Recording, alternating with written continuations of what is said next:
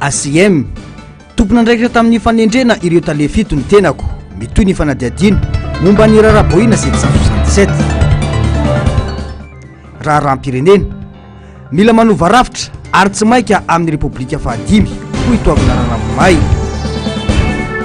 CEA fifidianana be ny-tanàna avoay ny marina misy mijoro ratsy nisy ny osoka manatitra ny fiarabana tompoky lasy tompoky vavy tonga soa ato anatin'ny fotoanan'ny fampahalalam-baovao eto amin'ny fahitalavitra MBS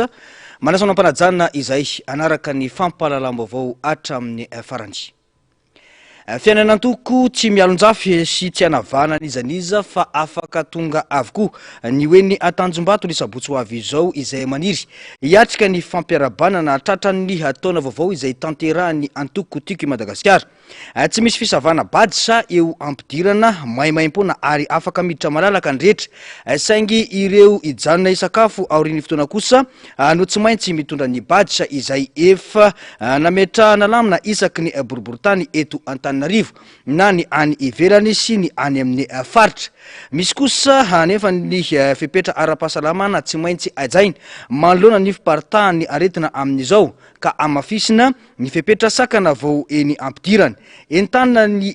saina avokoa arak'izany ny rehetra izay maniry hiatrika izany ho tonga eny Tanjombato ny sabotsy ho avy izao amin'ny 7 maraina tato-baovao ny Ando Miaratiana eo amin'ny saritsin-dratsary ny tahiriny aina mamaim-pona tsy misy ivana na fistavana badge fa afaka tonga eny amin'ny magro Tanjombato avokoa izay maniry hiatrika ny fampiarabana noho ny taona vaovao atao ny antokontsika Madagasikara ny sabotsy 10 janoary ho avy izao amin'ny mafety azy isy ny nofokena amin'ny tampihavanana ka tsy maintsy nametrahana lamina manokana tsy mialonjafy ny fiaravana tratran'ny taona ny président Marc Ravalomanana na izany aza dia isy nofokena amin'ny tampihavanana izay ifampizarana amin'io asabotsy io maritsika no tonga no izany dia misy fandaminana napetrakay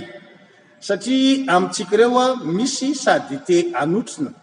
iarahaba tratran'ny taona ny président Marc Ravalomanana mivady sy ny fianakaviany ifampiarahaba ihany koa amin'ny repikatrika tima rehetrarehetra fa tsy dia baikony ny resaka sakafo loatra misy kosa nefa mety hoe avilavitra dia sady tonga anao ny fiarabana no hiara isakafo ihany koa dia napetraka ny fandaminana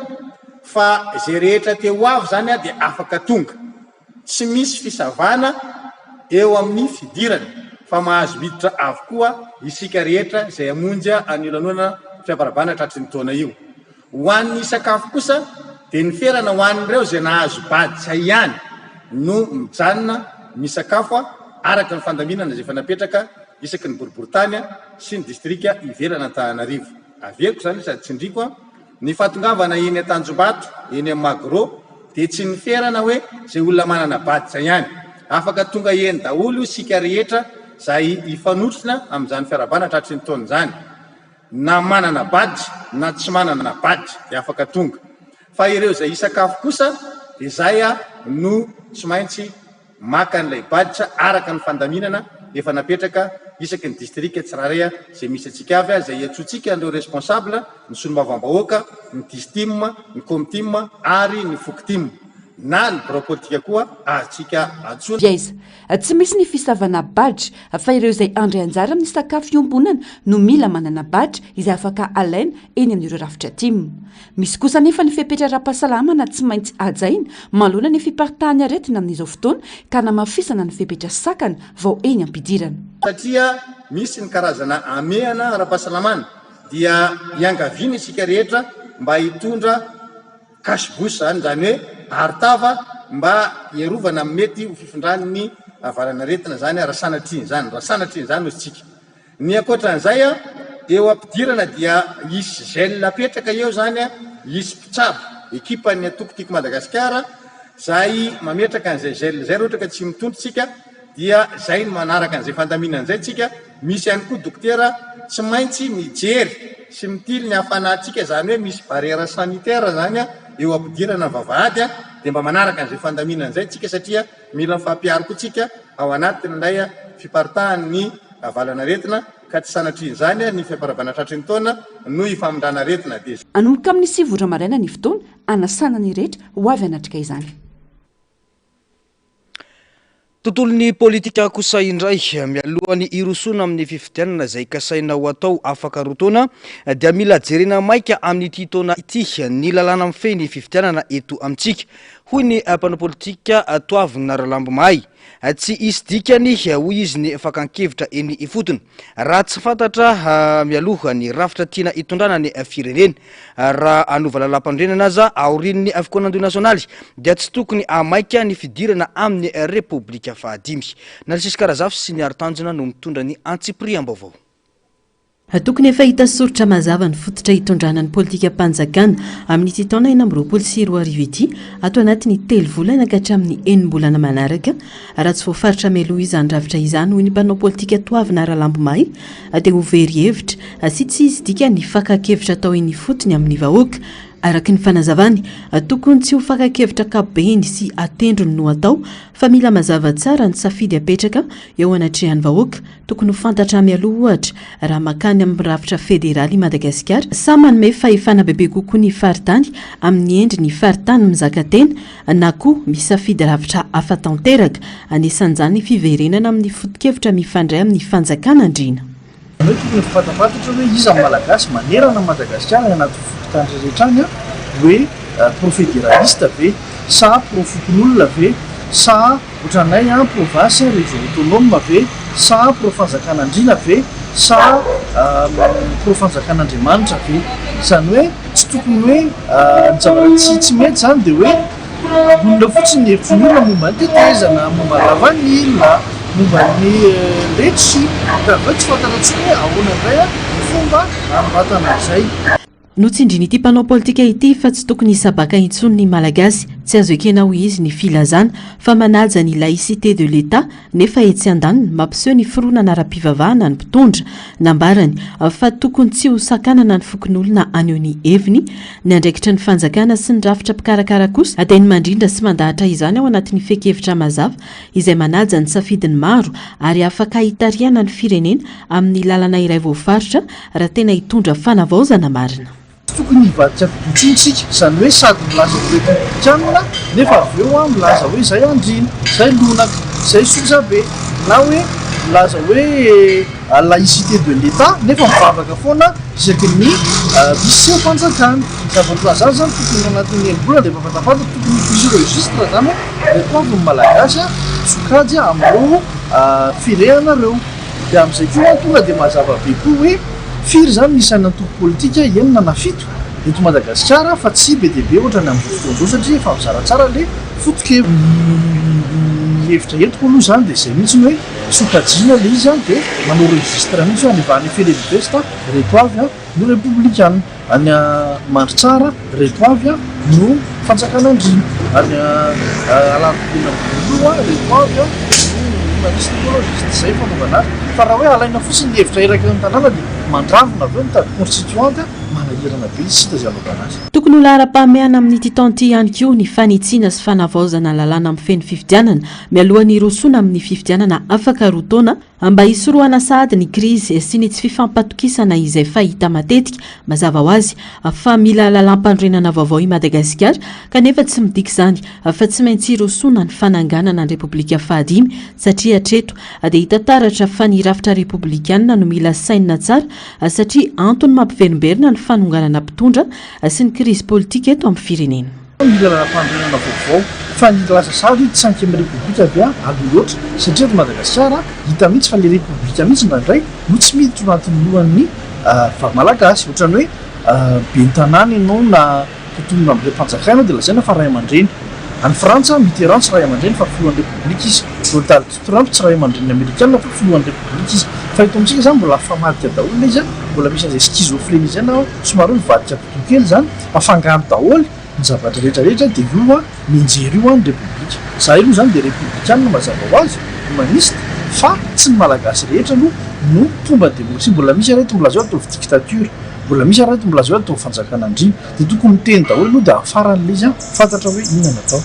araka izany mila hifantohana ny fankakevitra ny foto-kevitra lehibe hitondrana ny fanjakana eto Madagasikara ho ny fanamafisana tsy ho fanangonakevitra fe fanangonakevitra fotsiny fa faritana mazava ny safidy ivoahan'ny fanapaha-kevitra ny maro ka io no fototra hijoroan'ny lalàna hitondrana ny firenena amin'ny ho avy. Mbola eo amin'izay vaovao mahakasika ny fitantandraram-pirenena sy ny rafitra eto Madagasikara izay hatrany dia ao anatin'ny fitondrana hybride no misy any Madagasikara amin'izao fotoana raha ny faneho-kevitry ny mpahay-lalàna iray androany mazava fa misy fampiatoana amin'ny ampahany ny lalam-pandrenana ary miteraka akondratsy amin'ny fiainam-pirenena izany raha ny faneho-keviny hatrany mitaky ny fanafainganana ny dingana irosona amin'ny tena fahamarinana-toerana ara-pitondrana ho an'ny firenena raha ny faneho-kevitra hatrany indrindra fa ny amin'ny fanatanterana fifidianana madio sy mangarahara ary ahafahany rehetra maneho ny safidina raha ny faneho-kevitra hatrany. Tato vaovao ny Ando Miaratina eo amin'ny sary sindratsary ny Tahiriny aina.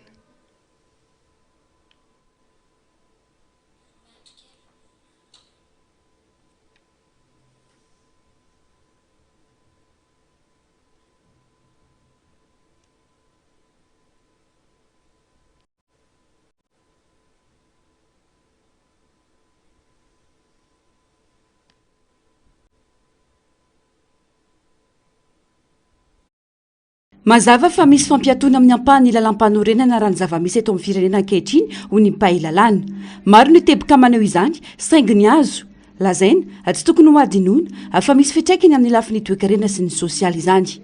Rafitra tsy azo ivalam-parany ela loatra fa miteraka akondratsy amin'ny fiainam-bahoaka ny toerana misy any Madagasikara amin'izao. Noho izany ilaina ny fiverenana amin'ny rafitra mora hipetrahana ny tena famarina toerana. Azontsika lazaina koa hoe régime hybride izany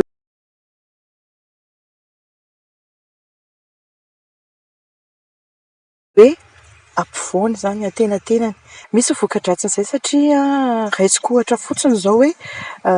mahakasika ny didy na ny lalàna na ny fifanarahan'ny mpanjakana izay fifanarahana mety ataon'ny fanjakana malagasy dia lasa mora kianina mora hiadiana hevitra ary mety hoe azo toerina koa angamba ny ilazana azy. Tsy dia mampilamina loatra zany hoe tsy azo antoka ilay fitoniana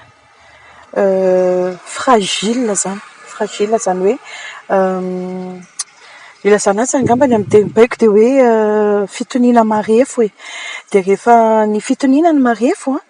dia tsy afaky ny anteherana ela be zany. Mitaky fanafainganana ny dingany irosoana amin'ny tena famarina toerana ara-pitondrana ny firenena izany hoe firosoana amin'ny fametrahana filoham-pirenena voafidim-bahoaka. Mitaky mangarara ny fanatanterahana izany ho ny fanamafisana. Tsy tokony ho variana be eo amin'ilay hoe tsy ao anatin'ny chaos institutionnel ny firenena fa na izany ary dia manaitra ny fitondram-panjakana tsy ilona be ao anatin' izao ilay hoe régime hybride zao fa mila miroso haingana makany amin'ny vahaolana satria ny tanjona dia ny hoe ahatonga ny stabilité amin'ny firenena sy ho an'ny tombotsoan'ny malagasy izany hoe maharitra fa tsy anaty fotoana fohy dia ny vahaolana dia tsy misy ialana amin'izay zany tsy misy afa-tsy ny fikarakarana sy ny fanatanterahana ilay fifidianana madio mangarahara ary eken'ny rehetra. Mila atao mazava ny calendrier na ny feptaona izay lehibe eto amin'ny firenena ohatra hoe fikarakarana fifidianana manomboka aiza dia farany aiza, inona ilay ordre du jour na ilay sata na ilay zavatra tena mahamaika tokony ataony zareo sy ataony ny fitondram-panjakana amin'izao anatin'ilay tetezamita izao atao mazava dia avoaka mihitsy ho hita ny vahoaka izany hoe atao ofisialy zany mba ho jerevan'ny vahoaka hoe voafehy ve ny zavatra napetraka aiza ho aiza ny misy ny zareo ny ilay rafitra napetraka hitondra tetezamita io mahakasika ny fifidianana voalohany indrindra fa mahakasika ihany koa ny mety hoe le réforme izay nilazaina tamin'ny tolomana ny siny izao tetezameta izao. Efa nilaza ny filohan'ny fanavaozana nandritra ny dia ny tany Antsiranana fa misy ny katsikatsi politika ka mahatonga ny fisarany fikonan-doham-pirenena. Etsy ankilana nefa dia efa nilaza ihany koa ny vondrona SADC fa mila fitaina mialohan'ny volana martsa izao ny tondrozotra hitondrana izao tetezameta izao. Samy andry no vokatra izany rehetra. Tontolo ny fifidianana ho an'ny teto Antananarivo renivohitra kosa dia mitaki ny amoahana ny didim-pitsarana mahakasika ny fifidianana be ny tanàna teto Antananarivo renivohitra. Ny filoha-hevitry ny antenimieram-pirenena Fidèle Razarapierre tamin'ity androany ity. Mila maneho izany ampahay be maso ny tompona andraikitra raha manana lojika hafa ilazana fa resy ny antokotiki Madagasikara tamin'ny fifidianana. Ankoatra ny fisin'ireo osoka marobe raha tsy teny afa-tsy ny fampiasana natao fanahinina ireo miaramila nandeha nifidy nandritra iny androm-pifidianana iny. Fanazavana mahakasika izay hoentiny andro miaratina eo amin'ny sarsin-dratsariny Mathieu Princy. Tsy misy tsy mahalala fa nalefa nifidy teto Antananarivo ireo mpitandro ny filaminana avy any amin'ny faritra nandritra ny fifidianana be ny tanàna teto Antananarivo renivohitra. Raha misy samanda izany no amin'ny fibaikona ny filohan'ny ankehitriny dia mijoro hoy Fidèle Razarapierre androany. Efa nilaza ny minitry ny fitsarana tamin'izany fotoana fa lany tojo ravalomanana mametraka ny fandraisany antokotỳ miaraka izany ny lojika rehetra. Fa zahay zany mitaky amin'ny fomba miendrika sy rariny ary itsiny an'izay vokatry ny fitsarana zay hoe tsara ao amin'ny fotsy miangatra ny rarahany fifidianana be ny tanàna Antananarivo. Tsy nisy koa teto ka tsy nahalala fa nalefa nifidy teto Antananarivo ny mpitandro filaminana. Izy amin'ireo lehibe mitondra mpitandro filaminana sy mibaiko amin'izao fotoana zao no samy laza fa tsy nifidy teto Antananarivo ny mpitandro filaminana ary nalefa tamin'ny andro ny andro Rajoelina. Misy masamy teny an'izany ve nareo mibaiko amin'ny miaramila sy ny zandary ary ny polisy amin'izao fotoana zao. Misy masamy teny an'izany ve hoe tsy nalefa taty mpitandro filaminana ifidy. Ny polisy mety zany fa ny mpitandro filaminana ny zandary sy ny miaramila zany. Hoe tsy nalefa ve reo masamy teny an'izany ve nareo eo anivon'ny fibaikona ny foloan-dahandro any. Fa hoe tsy nisy zany. Nisy zany tompo. Ary joronay zany fa nisy zany ary tazominay zany teninay zany. Indrindra fa ny zandaro tena nisy io. Nalefa nifidy teto Antananarivo renivohitra tamin'ny fifidianana be ny tanàna. Ny ministry ny fitsarana nanao publication milaza fa lany tojo ravalomanana. Ministry ny fitsarana amin'izao fotoana tamin'izany izy tany an-dafy dia nanao publication izy hoe lany tojo ravalomanana. Dikan'izay ny lojika rehetra dia mametraka ny fandresena ay aty amin'ny antokotiko Madagasikara. Mila maneho ny didy ampay be maso araka izany ireo tompony andraikitra rehetra raha manana lojika hafa ilazana fa resy ny timony. Nareo mety manana lojika nareo hoe tsy mandresy ny antokotiko Madagasikara dia avoay ary zay didy zay e. Zay ke le takinay e. Hoe avoay le didy milaza fa resy zahay timony. Raha ohatra ka manana lojika hafa nareo akoatra ny arahana nahita sy ny arahana nanaraka hoe nisy miaramila nandeha mifidy taty Antananarivo. Antananarivo ihany nisy an'izany teto Madagasikara. Ary nanaovana fanahinina io. Sa omeko anareo ny document milaza le ny atoan'ny fanjakana an'ireo olona nakarina taty reo. Raha mbola tsy mino mako nareo afaka mahazo an'izay ny antsika. Raha tsy efiteny aminareo reo efa nanako ny document ampihenan'ireo olona reo. Satria ny atoan'ny fanjakana reo. Zay le tiako tenena hoe dia manina zany tsika no mimikipy manoloana ny zavatra tsy rariny. Sa nareo amin'ny fitsarana tsy mba isan'le manao fanivana ohatranay. Raha zay ndray manko izy mangina zay hoe io fanivana io nge any amin'ny tontolo hafa ivelan'ny fitsarana any misy an'izany fa ny an'ny fitsarana mbola mandeha ny afindrafindraotra amin'ny androany. Mangina zay tompoko. Raha zay no izy hoe ny fitsarana eto Madagasikara dia tsy andaira ny resaka fanivana fa afindrafindrao ihany ny anazy. Ay, zay zany rehefa izay. Fa raha ohatra ka hoe andara mifanivana koa nareo amin'ny rafitra pitsara de avay ary le didy sange tsy zay hoa volona am'izay didy avoaka nareo na atao mandresy na atao resy a didy ny tadiavinay hoe avay le didy ary toisy nareo hoe resy zay oke ary de iza io namoaka didy miteny fa resy zay reto olona reto misaotra tompoka raha tsaiviny efa niakatra fitsarana ary mbola andrasana valina amin'izao ny mahakasika ity raharaha fividianana be ny tanàna eto an-tananarivo renivohitra ity fa lafom-bavao mahakasika ny tontolo ny fampianarana kosa dia tanora no avy ny firenena ka tsy atao ambanin-javatra ny fanatanterahana ny fanatsarana ny hoaviny hoy ny filohan'ny fanavaozana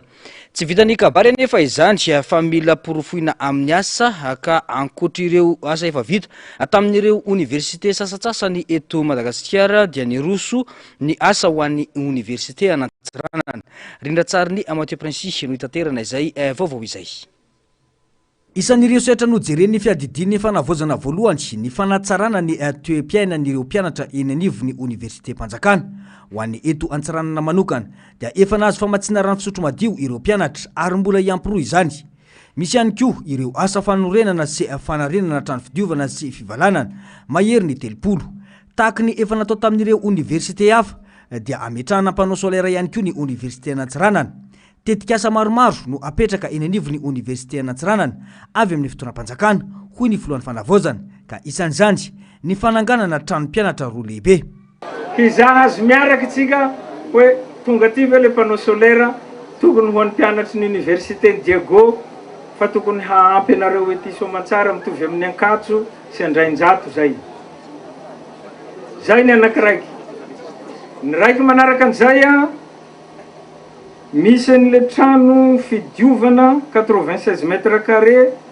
trano fidiovana 5 ao amin'ny efitrano fanaovana travaux dirigés ho jerentsika rehefa avy eo fa ao asa io ary hanomboka zany raha mbo tsy nanomboka fa tokony efa hanomboka misy forage roa hafa koa ankoatran'le ray fa lasa tatya mbola atao avy ao ministère ny rano omenanareo aby zany a efa voateny teo a misy trano haoriny eto aminareo roa karazany zay anisan'ny nandehananay aty ny raika angara 70 x 15 70 mètres x 15 io zany atao vonjomaiky io aloha atao vonjomaiky io fa mampalahelo mijery an'le mpianatra mipetraka anatina tantiny benjerse ohatran'olotra aboina io de misy trano 3 étages hatsangana koa eto hisy efitrano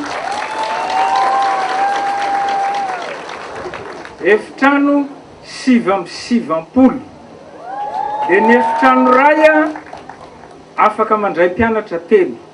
izy io raha araky ny tokony ho izy tokony misy hofany fa za tsy manaiky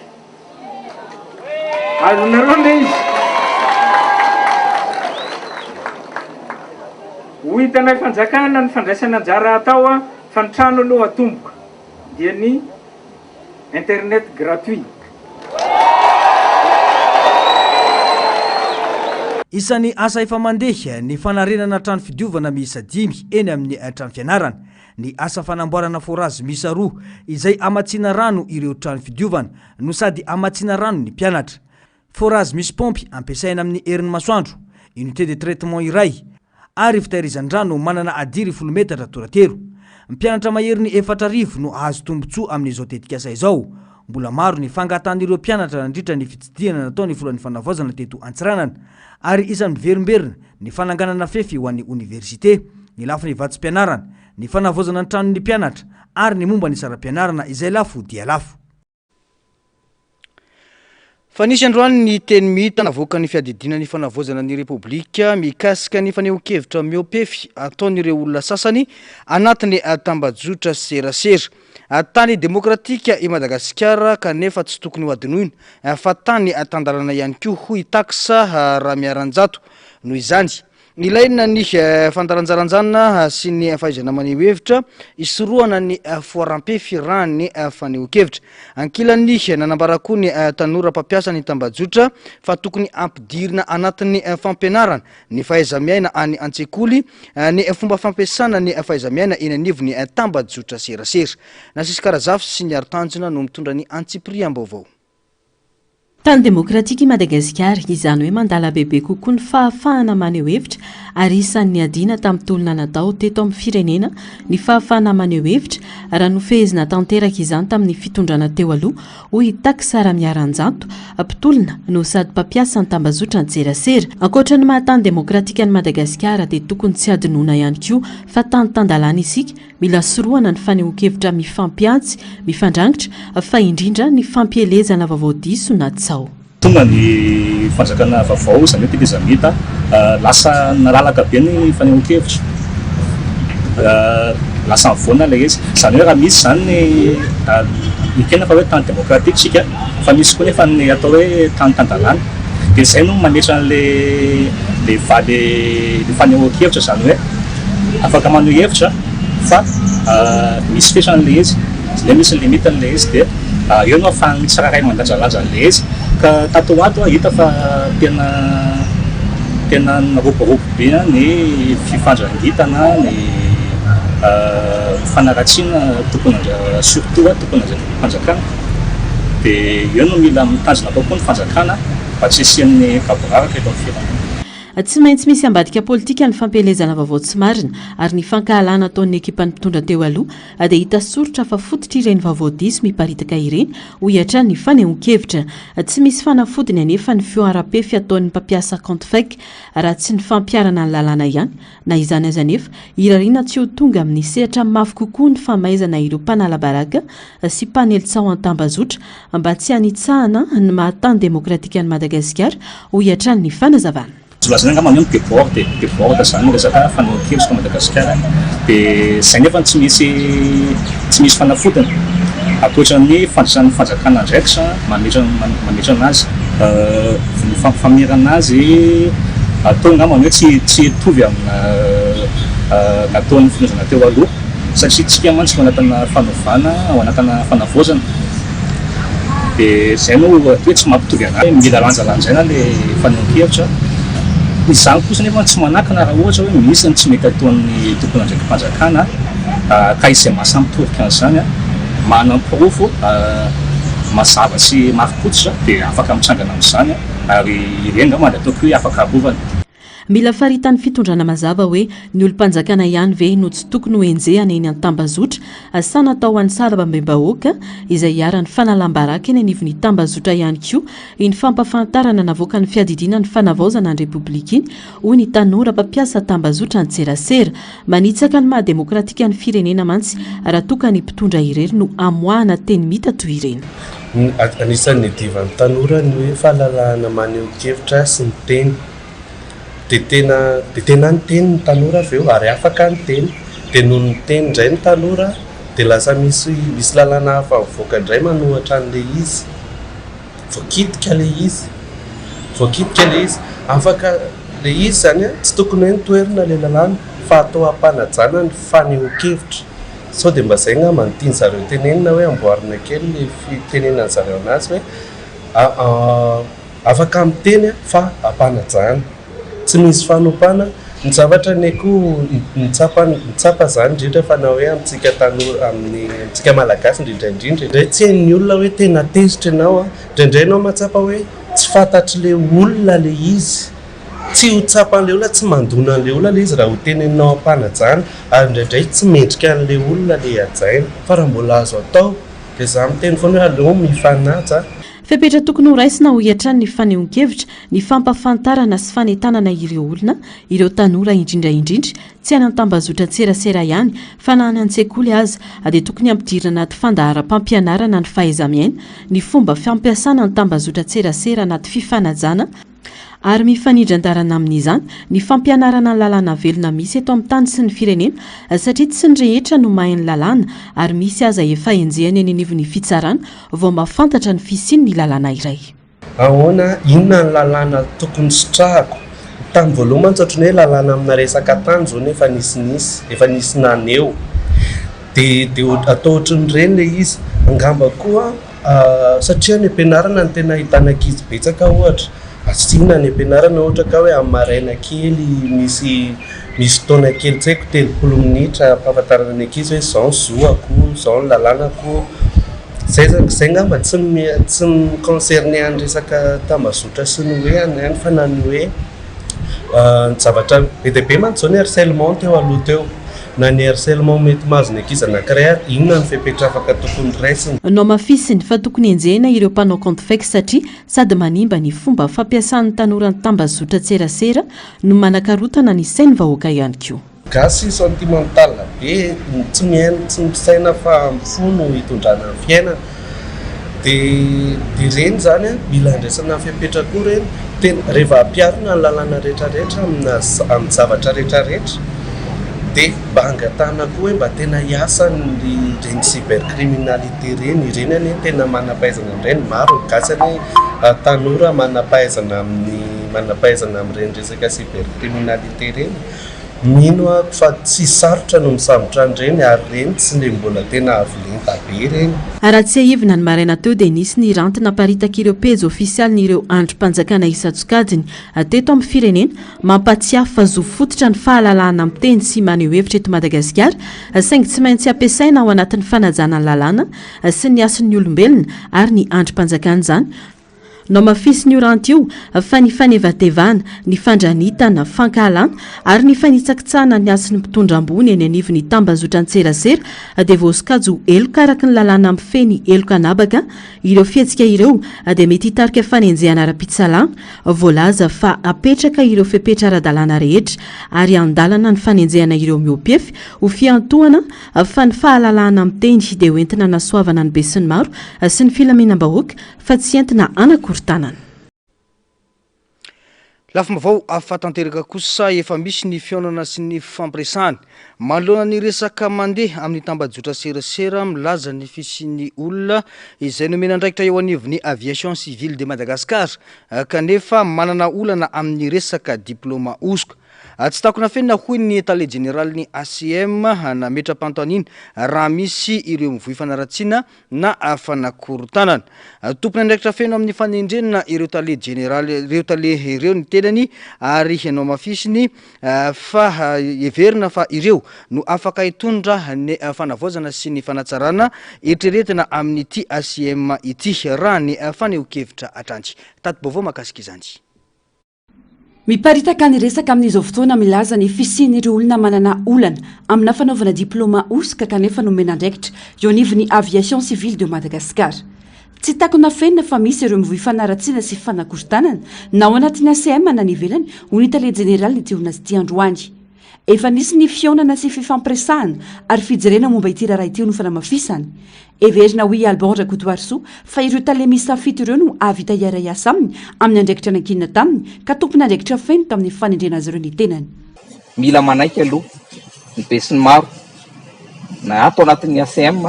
na ivelan'ny ACM fa nisy fanavozana teto nisy fanovana teto tompony andraikitra ny tenako ny amin'ny fanendrena zay nataoko ireo aloha no talé everiko fa mitovy fomba fijery amiko hitondra an'izay iraka masina raisiko amin'ny toerany maha-étalé général ny aviation civile de Madagascar ny tenako io miantoka ny fiandrianam-pirenena ity orinasa-mpanjakana ity ho ny fanamafisana tompony andraikitra amin'ny fitantanana araka izany ireo rehetra nomena andraikitra ao amin'ny ACM manoloana ny fiandrianany sy ny fanambina petraka raha ny tamantsy potika ary mamenatra tanteraka ny zava-misy eo anivony sy ampitaterana napakapaka eto Madagasikara raha sanatry ny vavaladiny lela ka misy ny sazy ho azo ny aviation civile de Madagascar amin'izao fotoana izao dia tompony andraikitra tanteraka ny tenako ekeko mety hoe ny fitantanana teo aloha no mahatonga an'izany fa matoa midina kanja dia vonim-piasa matoa miditra ny sehatra dia vonin-kandia ka tsy hanilika ny andraikitra amin'ny teo aloha fa zakaiko ny andraikitra izay no mahatonga ny tenako hoe mila n'ireo talé ireo ny tenako hitako fa vonona iroso makany amin'izay fanatsarana izay iroso mafimafy kokoa any amin'ny fanarenana sy ny fanavozana satria dia tena potika simba afa baraka ary mamenatra tanteraka ny zava-misy eo amin'ny resaka secteur du transport aérien eto Madagasikara. Ankoatra izay, nanamafy ny tale jeneraly ny ACM fa isy ary toy ny fanadiadiana mahakasika ny raraboina 777 indrindra ny mahakasika ireo olona nampidirina amponja kanefa tsy tompon'andraikitra tamin'izany. Efa voaray ary efa nampitaina tamin'ireo sampandrara samihafa eto amin'ny firenena ny tatitra rehetra momba izany raha ny fanazavana. Ny tena koa dia tsy mpitsara, ny tena koa dia tsy mpanao fanadiadiana, fa ny tenako kosa dia mandray ny andraikitra izay tandrifin'ny tena koa dia ny fitadiavana ny marina, ny fikatsahana ny rariny, ary mba tsy mety kosa raha ohatra ka olona tsy manatsinya no voatazona any amponja sy any ampigadrana, fa ireo tompon'andraikitra dia miriary mandendeha milamitsaina ao anatin'izay. Ka noho izany dia efa mandray ny andraiky ny tompoka ireo sampandraram-panjakana tsirairay avy mba hivoan'ny marina ao anatin'ireny raharaha reny. Makasika an'ilay namana moa izay mbola voatazona any amponja dia heverina fa efa raha ny zavatra eninay dia efa mandeha hatrany ny fangatahana fahafana vonjomaika fa eny anivon'ny fitsarana angamba izay fanontaniana izay ny tokony hipetraka tao. Tsy ahifina, ny 9 Desambra lasa teo no nandray ny toerana mahatale jeneraly ny ACM azy iry Akotoariso Albon no io andraikitra hafa sy vaovaosahany io sy no ny voarakitra ny sata fototra sy ny fitsipika anatiny mifeny antoko ny tsatra nanomboka androany mahafilohany antoko politika madio azy. Folo-taona nijoroana ny antoko nanamarika izany ny teritery. Trangilazana ny mbola isiny endrika fanitsakitsahana ny antoko sy ny zo ny mpanao politika eto Madagasikara. Fiaretana, fiafiana, fijaliana, antsozay, tahotra, raha matahora, tsindrio falavo, izany no ny ainana tao anatin'izay folo taona izay. Dia ireny no entina ilazany eto amintsika fa mbola voahitsakitsaka ireo hoe zony ny antoko politika, zony ny mpanao politika dia tsy voaja teto Madagasikara. Tsy mpanohitra intsony ny APM manomboka izao ho ny fanamafisany filoha mpiara-mitantana vaovao. Manamafy ny andraikitra fandraisana anjara amin'ny ezaka mpandrosoana ny firenena izy ireo ao anatin'ny famailona tanteraka ary joro arifanina ho fiarovana ny tombotsoa am-bahoaka sy ny firenena. Isan'ilay tao anatin'ilay nitolona izay ary amin'izao koa dia mbola balizany koa. Ny dikan'izany dia mampatsiahy foana izahay ary manao interpellation ary mbola ho fongarina ihany koa aza ireo raharaha rehetra taloha izay nampifanindrotra ary izahay ihany koa ary mbola nanana fitoriana napetraka tany amin'ny Bianco sy ny Paka ary ny Samifinina makasika ny ohatra hoe ny volamena 73 kg na le resaka fera doublon any seni ireny ary dia mbola ho fongarina avokoa. Izany hoe izahay zany dia tsy mitsahatra ny mitaky ary manao fampatsiahivana amin'izao fitodrana izao sy izay tompona andraikitra mahefa rehetra amin'ny izany raha rehetrarehetra izany. Nanamafy ity antoko politika ety androany fa tsy anaiky lembenana manoloana ny gabraraka mety hanemba ny tombotsoa am-pirenena. Tsy andefitra manoloana ny tsiraliny sy ny fomba fanao tsy mifanaraka amin'ny etika. Totosandroany moa ny fifamondraam-pitantanana teo amin'ny filoha teo aloha sy ny filoha mpiara-mitantana efatra amin'ny Canada iandraikitra ny fitantanana ny APM manomboka izao. Vovô makasika ny fahasalamana kosa indray miteraka savorovoro eny anivon'ny fiarahamonina ny fiparitany ny valanaretina Mpox amin'izao fotoana izao. Nambarany mpitsabo fa mila manatona mpitsabo hatrany raha vao misy ny sotra retina ary fadina ny manao dokotera tena. Narcisy Karazafy sy ny Arotanjona no mitatitra ny Antsipriam-baovao. Reny niofaka dia lamosina niofaka reny fa tsy ihany niofaka an'le masoandro sujet dia wala ato amin'ny lamosina ato atazana be zao izy zao may toy zao may an'le masoandro tsisy idirany resaka poksa na roza mihitsiny reo miteraka savorovory eny anivon'ny fiarahamonina amin'izao fotoana ny fiparitany valanaretina Mpox anika izay rehetra ambodivonto dia ambara ho Mpox avokoa no marian'ny mpitsabo anefa fa ny idealy indrindra dia ny fanantonana sy ny fakana hevitra ny mpitsabo. Ia manoloana zavatra ohatra an'izao zany ty tovolahy kely ty zao tany am-pianarana dia tsy navela tany am-pianarana nandeha mianatra na lefa no de ndana manatona dokotera fa inona zavatra amseo avy tamin'ny mazanga izy de tratran'le masoandro be tamin'ny mazanga zao zao le zazakely lasa mampalahelo le zanako tonton izy te hianatra nefa tsy anina eo zany le tenenina foana tsy zavatra miseho amin'ny hoditra rehetra re olona de valana retina poksa tahorana io a to zao resaka may amin'ny masoandro ultraviolet amin'ny masoandro tsisy zavatra am'zao tsisy zavatra tahorana de namenay zay moa le hoe tsara ihany moa le fipetrandray sy ny mpampianatra dia manome taratasy ny mpitsambo hoe tsy atahorana le izy de afaka miverina mandeha mianana de tsy mitomasa za fa miverina mianatra saripady ary tokony ho fadiana ny fampiasana fanafody sasantsasany sy ny fanaovana dokotera tena rehefa sendra ny valanaretina impox hoy ny fanazavany ny mpitsabo tokony tsy fadiana zany ny finanana ny INS toy ny ibuprofène diclofenac de tsy mila tsy tokony hososorana betamethasone koa fa tsara tonga de manintona mpitsabo rehetra. Ankoatra izay isan'ny saripady kanefa tsy ampafantarina firy ireo sakafo tokony ho fadiana rehefa tojo ny valanaretina impox hoy hatrany ny mpitsabo. Valanaretina ny impox dia reto ny sakafo tsy tsara hoanina zany voalohany indrindra tsy mahazo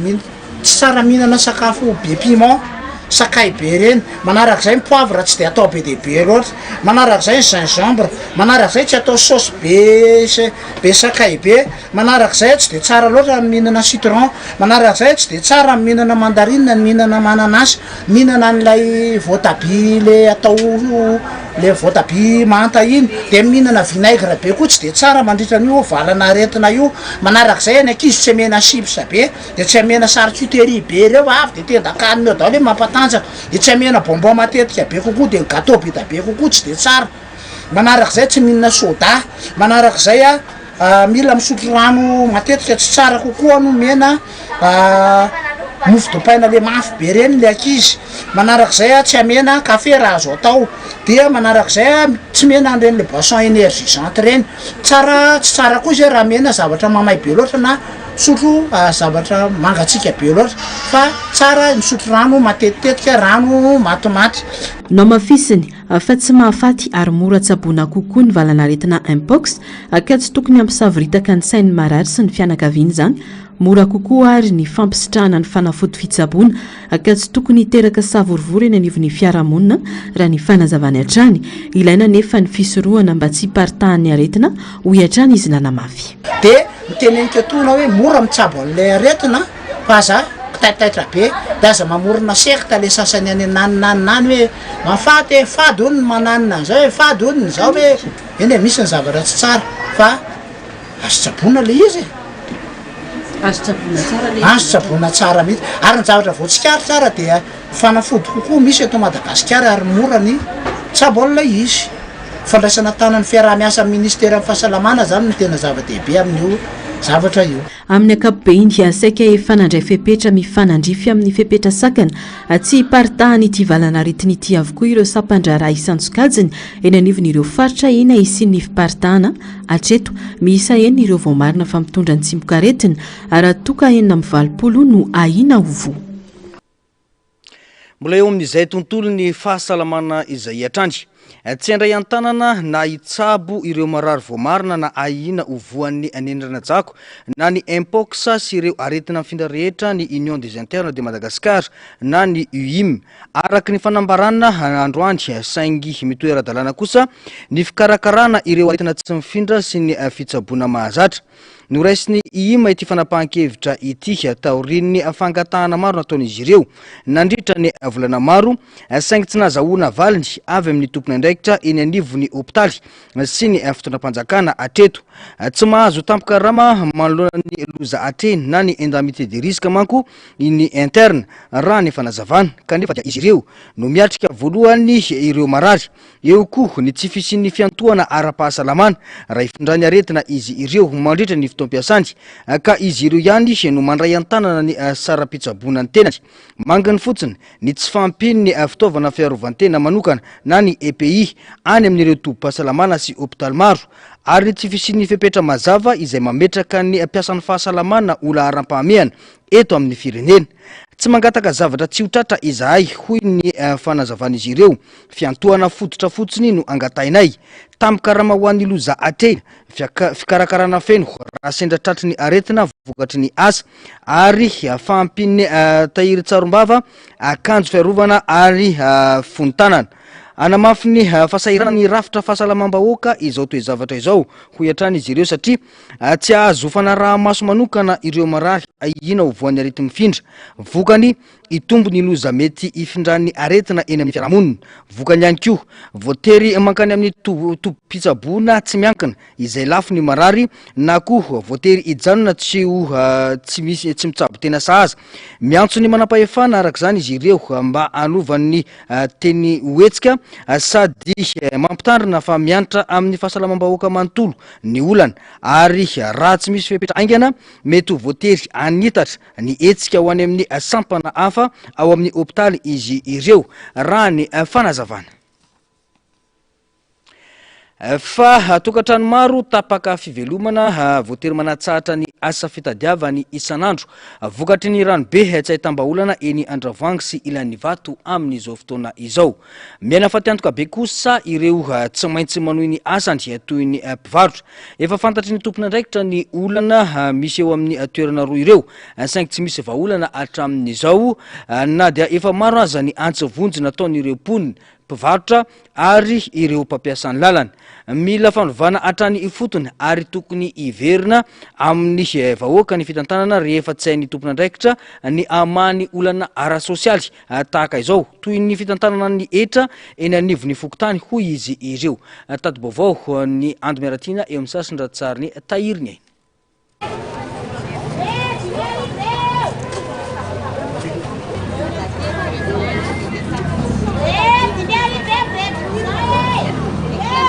Tsy misy fiovana vao meka miamitombo ny favoazan'ireo mponina sy mpivarotra ary mpampiasa lalana eny Andravoahangy vokatry ny ranobe. Efatra ny Andohalika raha hidoboana ny rano izay rano maloto.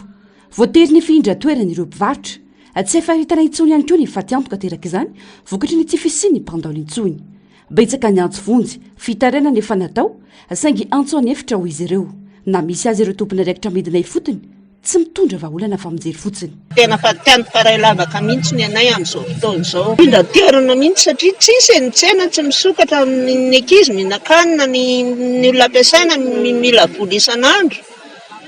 Dia izay fatiantoka be mihitsy nefa tapa-bolana mahery zao nisy ny rano be nefa tsy afaka mivarotra. Mijery izay fotsiny hoe mijery fotsiny ilay andro zareto amin'ilay hoe miantso izay hoe mba jery eo dia tena mijery fotsiny zareo fa tsy mandray andraikitra, ka mba angatanay fandraisana andraikitra fa tsy hoe hijery anay fotsiny fa tena andray andraikitra amin'ny zavatra ilainay, fahoriana ny ainanay. Izay manana ankizy majinika mianatra, manana olona misakafo, izay hoa misakafo. Ny alehanay eto hitady vola mba hamelomanay ny ankonanay nefa na vola hoentinay miady ary lasa faty antoka ho anay ilay izy. Vola masokarena ampiasainay lasa lany tsisy tsony.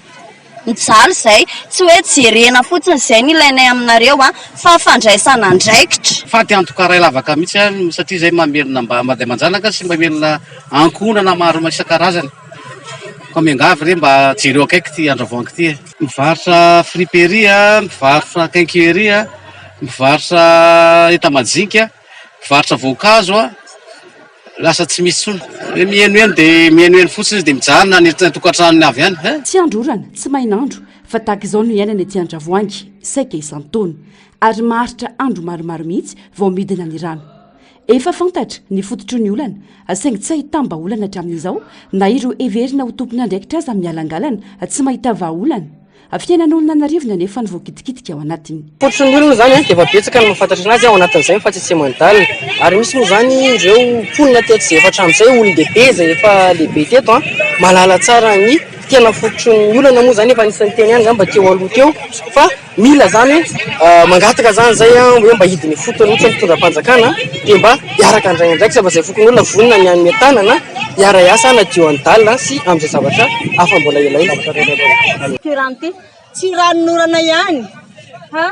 na dia amin'ny andro maina aza dia eo foana io rano io, ka io zany mba angatanay vaholana mba vaao ny olana, olona narivono very asa ateraky tirany ty ka io ny tena hitalaonay mba jereo mba jereo mba jereo. Fahoriana ho an'ny hafa saingy fidinam-bola ho an'ireo mpitatitra sarety ny fisiany ranobe tahaka izao. Mananaroatra miasa ety an-toerana izy ireo rehefa miakatra ny rano ho fitsinjovan'ireo olona tsy maintsy mandalo eto indrindra ireo mpiasa sy mpianatra ary mpivarotra. Lasa pampangona ety an-toerana raha isan'ireo toerana be olona rehefa andavanandro zany. Manankalesa fa rehefa mbo misy rano any eto dia mbo eto zany zay no mikarama aloha fa rehefa ritra ny rano dia any amin'ny toeran-kafana amin'ny legioma indray zany zay no mikarama. Tsy zay zany efa miasa eto foana dia efa hita hoe ato ny misy lavaka ato ny tsara amin'ny rano zany. Zany aloha le mpandeha zany dia le mpivarotra zay zany tena mpandeha dia mpianatra dia mpiasa. Zay zany mandeha eto. Dimanjato zany ny olona ray dia misy hoe arakaraky le olona hoe misy tsy manana izay dimanjato zay dia mety na telonjato ary na efajato ohatr'izay. Zay nangonongonona zany dia zay no mbo karamana eo. Hoe mbo manapita le olona mbo tsy te hisosa rano koa zany efa lalana tsy maintsy andehanan'ny olona dia le olona nefa tsy afaka hisosa rano le olona le manao kiraro sy le an'ireny zany dia mbo eo zany mbo fanampinampy eo zany. Tsy ny any Andriavoangy ihany fa manara-dranjo ihany koa ny rano ety ilany vato anosopatrana ary dibo-dranotra amin'ireo trano ambandriana rehetra ety amoron'arabe. Tsy nisy vokany hatreto ny fitokonana ataon'ny mpony ilany vato sy ireo fiara-pitateram-bahoaka omaly. Fitaovana simba tsy afaka nampiasaina akory no nentin'ny mpiasa ny kominy noho ny fanazavana. Tsy nisy vahaolana maharitra sy fandraisana andraikitra hafa ankoatra ny fitrohana rano.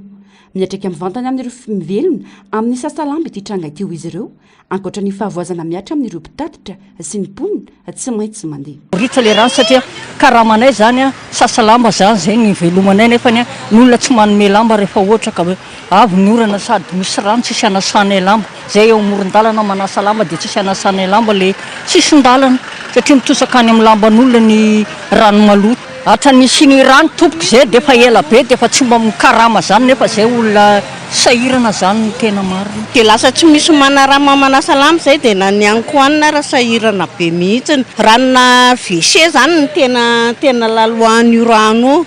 Dia zao lasa mitondra aretina be, hitanao hoe masaka daholo ny tongotra nefa eo amin'ny fiarovana an'ilay aretina vaovao ity zany zao nefa dia tsy hitanay izay azonay iarovana ny tenanay satria izay ety anaty rano. Mila fanovanetreny fotony ary tokony hiverina amin'ny vahoaka ny fitantanana ary efa tsy han'ny tompon'andraikitra ny mamany olana ara-tsosialy tahaka izao toy ny fitantanana netra eny anivony fokotany ho izy ireo.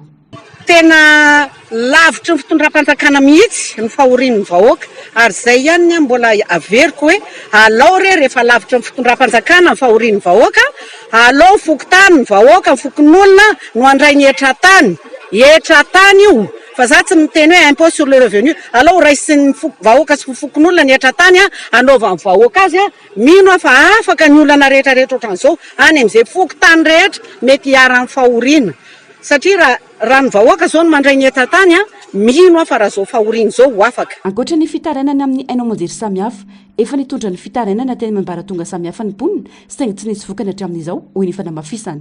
Manamafy ny antso amin'ny tompony andraikitra araka izany izy ireo amafaran'izay ity olana ity.